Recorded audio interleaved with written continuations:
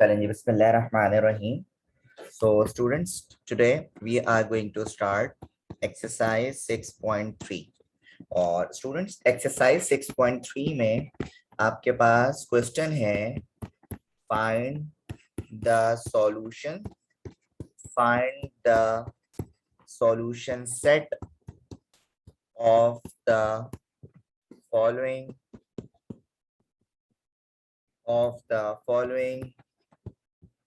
equations. और उसके बाद लिखा हुआ है बेटा also verify the answers. ठीक है. अब सिलसिला ये है स्टूडेंट्स यहाँ पे कि आपके पास बेसिकली कुछ क्वेश्चंस दिए जाएंगे, कुछ इक्वेशंस दी जाएंगी जिनका आप सॉल्यूशन सेट फाइंड करेंगे और सॉल्यूशन सेट फाइंड करने के बाद बेटा आपको वेरिफिकेशन भी करनी होगी. जैसे आपके पास देखें पार्ट 1 दिया हुआ है under root 4x minus 5 equal है अंडर रूट 3x प्लस 7.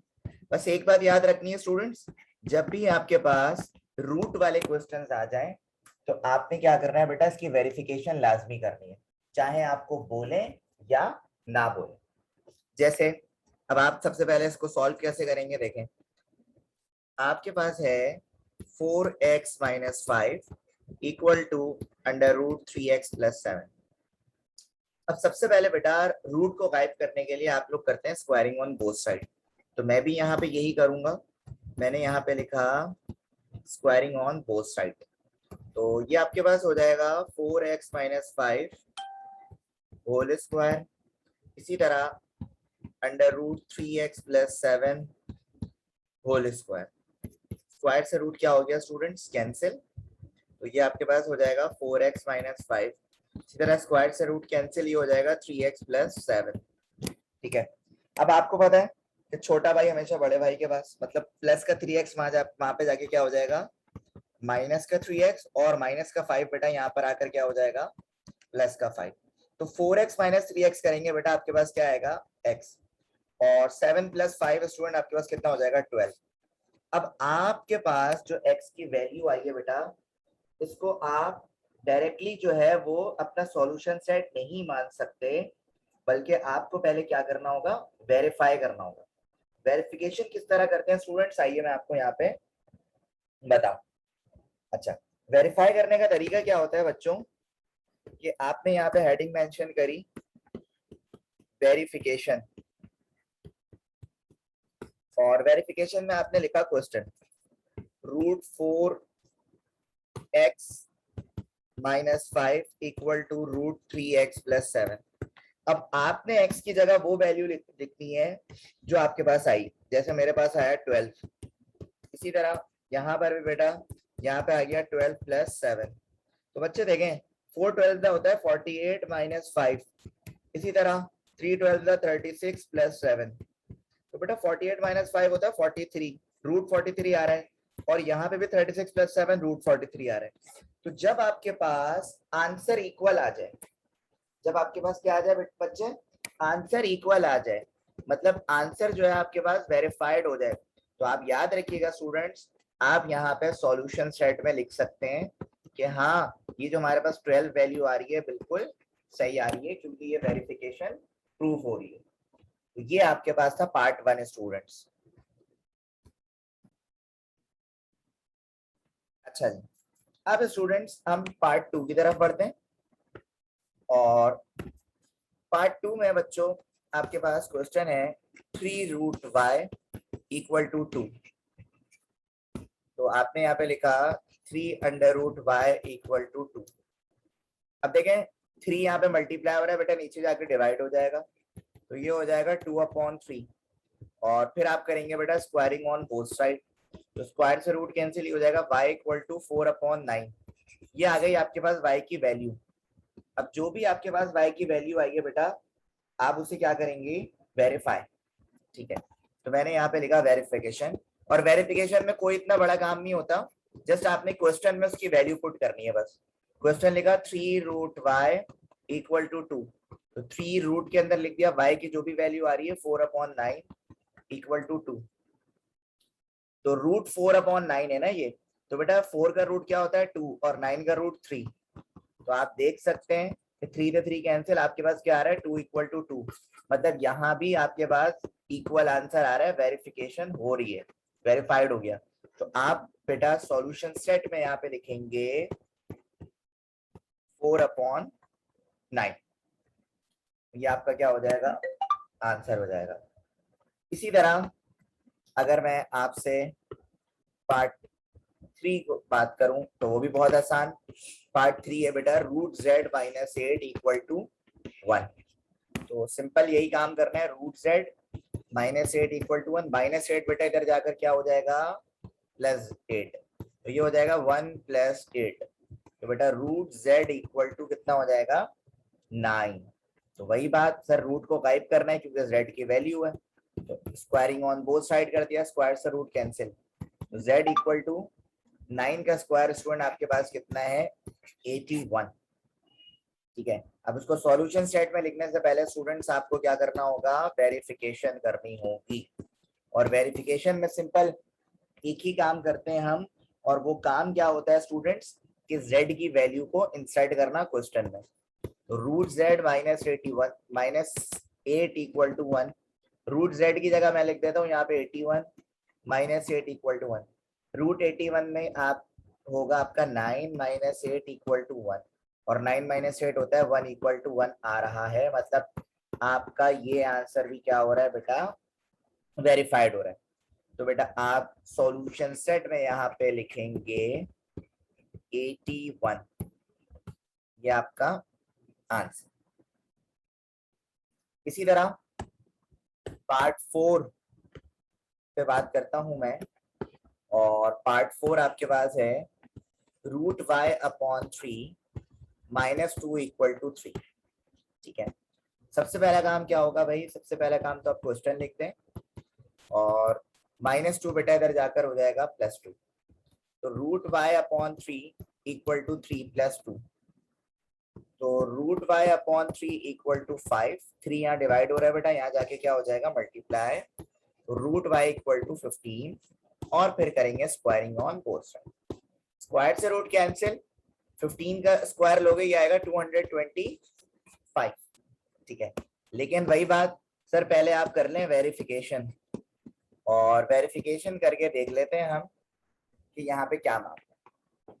तो बच्चों जब वेरिफिकेशन पे हमने बात करी स्टूडेंट्स, तो हमने सिर्फ आप क्या करना है सर, क्वेश्चन में उसकी वैल्यू को इंसर्ट करना है बस। √y की जगह मैंने लिख दिया 225/3 -2 इक्वल टू 3। 225 का रूट आएगा 15/3 -2 इक्वल टू 3। 3 1 जा 3 5 जा, तो 5 - 2 इक्वल टू 3, और फिर ये आ जाएगा 3 इक्वल टू 3। मतलब ये आंसर भी क्या हो रहा है स्टूडेंट वेरीफाइड हो रहा है। तो इसीलिए बेटा आप यहाँ पे सॉल्यूशन सेट लिखेंगे 225 आपका राइट आंसर है। ठीक है, अच्छा जी। अब स्टूडेंट आपके पास है पार्ट 5। पार्ट 5 आपके पास है √4y + 2 + 13/6 इक्वल टू 2। अच्छा, अब सबसे पहले तो आपने क्वेश्चन लिखा 4y + 2, देखो रूट सिर्फ 2 के ऊपर ऊपर तक है, याद रखना, + 13/6 इक्वल टू 2। सबसे पहला काम ये बेटा 6 यहाँ डिवाइड हो रहा है, यहाँ जाके क्या हो जाएगा मल्टीप्लाई। ये हो जाएगा √4y + 2 + 13 इक्वल टू 6 2 से कितना हो जाएगा 12, +13 यहाँ पर अगर स्टूडेंट्स क्या हो जाएगा आपके पास -13। तो 12 - 13 हो जाएगा, और 12 - 13 का मतलब कि 4y + 2 इक्वल टू -1, क्योंकि 12 - 13 करोगे तो -1 आएगा। इसी तरह फिर करेंगे squaring on both side, square से रूट कैंसिल, तो 4y + 2 इक्वल टू 1, और +2 यहाँ पर जाकर स्टूडेंट आपके पास होगा -2, 1 - 2, और 4y इक्वल टू -1, और y की वैल्यू आ जाएगी -1/4। ये y की वैल्यू आ रही है, लेकिन ये कंफर्म वैल्यू है या नहीं, इसको कंफर्म करने के लिए आपको करना होगा वेरिफिकेशन। तो मैंने यहाँ पे वेरिफिकेशन की हेडिंग मेंशन करी, और यहाँ पे लिखा 4 y की जगह लिख दिया मैंने -1/4 +2 +13/6 और ये हो जाएगा 2। ठीक है, इसी तरह 4 से 4 कैंसिल, रूट के अंदर ही बचेगा -1 +2 +13/6 = 2। अच्छा, -1 +2 आ रहा है रूट, तो ये बचेगा आपके पास 1 रूट के अंदर और /6 = 2। रूट 1 होता है, तो 1 + 13/6 = 2। तो बेटा इसको अगर मैं आगे लेकर जाऊं तो ये हो जाएगा 14, 1 + 13 14/6 = 2। 2 3 द 6 और 2 7 द 14। आप देख सकते हैं कि नॉट वेरीफाइड आ रहा है। ये पहला क्वेश्चन है जिसमें आंसर इक्वल नहीं आ रहा। तो याद रखिएगा, जब वेरिफिकेशन में नॉट वेरीफाइड आ जाए स्टूडेंट्स, तो आपके पास जो सॉल्यूशन सेट होगा यानी आंसर होगा बेटा, वो आपके पास नल सेट होगा। तो आपके पास क्या होगा स्टूडेंट्स? नल सेट होगा। तो इस बात को आपने याद रखना है। इसी तरह अब पार्ट 6 को देखें, एग्जाम में बहुत ज्यादा आया पार्ट 6। पार्ट 6 आपके पास है 25y - 6 = 4√y + 3।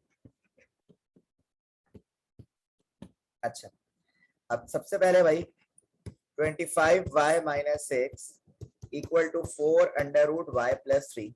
सबसे पहले काम तो ये होगा स्क्वायरिंग ऑन बोथ साइड। देखिए स्क्वायर से रूट कैंसिल, ये तो आ जाएगा 25y - 6। यहाँ पे स्क्वायर बेटा पहले आएगा 4 पर, जब स्क्वायर 4 पर आएगा ये हो जाएगा 16, फिर ये स्क्वायर रूट पर आएगा तो स्क्वायर से रूट कैंसिल और यहाँ पे बचेगा y + 3। इसी तरह 25y - 6, अब 16 जो है पूरे ब्रैकेट से मल्टीप्लाई होगा बेटा, तो ये हो जाएगा 16y + 16 3 = 48। अच्छा जी, अब देखें प्लस का 25y और प्लस का 16 ऑब्वियसली ये इधर जाएगा, तो आपके पास ये हो जाएगा 25y - 16y = 48 और माइनस का 6 इधर जाकर क्या हो जाएगा बेटा? प्लस का 6। तो आपके पास सिचुएशन बन रही है 9y = 54 और y = 54/9। 9 1 = 9 6 = तो बच्चों आपके पास 9 y की वैल्यू आ रही है 6।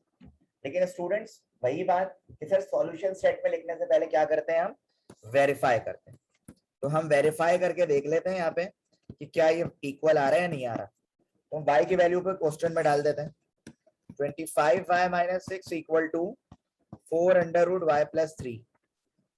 ये हो जाएगा √25, y की जगह लिखा 6 - 6 = 4√y की जगह लिख दिया 6 + 3। तो बेटा देखो 25 6 होता है 150 - 6 150 और ये हो जाएगा 4√9। तो 150 - 6 होता है 144, √9 होता है स्टूडेंट आपके पास 3 और 144 का रूट लेंगे आएगा 12 और ये देखें आपके पास आंसर वेरीफाइड हो रहा है, इक्वल आ रहा है। तो आप क्या कहेंगे कि सर सॉल्यूशन सेट में हम क्या लिखेंगे? 6 लिखेंगे, यही आपका क्या हो जाएगा? आंसर हो जाएगा। ठीक है, तो अब स्टूडेंट्स इसके बाद आपके पास जितने भी क्वेश्चन हैं पार्ट 7 8 9 10, वो सारे पार्ट्स जो है वो आप बहुत आसानी से सॉल्व कर लेंगे और वो सारे पार्ट आपका होमवर्क है। याद रखिएगा 7 8 9 और 10 ये सारे पार्ट आपके होमवर्क हैं।